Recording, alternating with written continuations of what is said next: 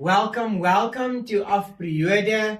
Today we are doing an English lesson and we are doing theory again.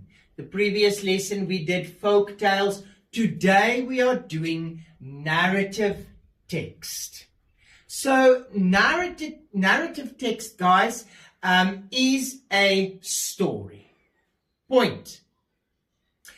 It can be a novel, which means it's a thick book, a long story that you read, or it can be short stories. That is narrative text. There has to be 4 components in narrative text. And the first component, compulsory in your narrative text, is the setting of the story. The setting of the story is, where does this story take place? Is it a story under the ocean? Is it a story on a submarine? Is it a story on Mars, the planet? So the setting means, where does the story take place? The story needs to have a plot.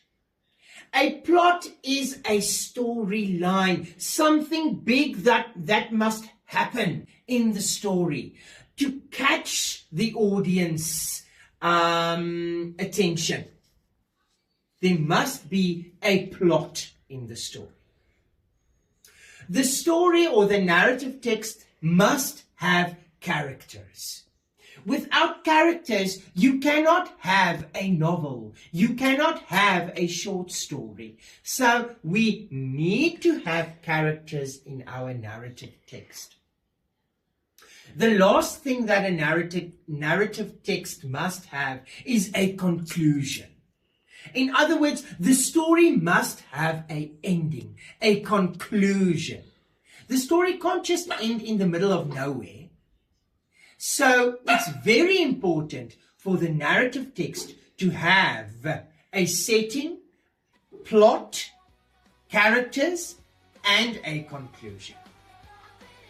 So I hope you enjoyed this theory about narrative text and what narrative text is.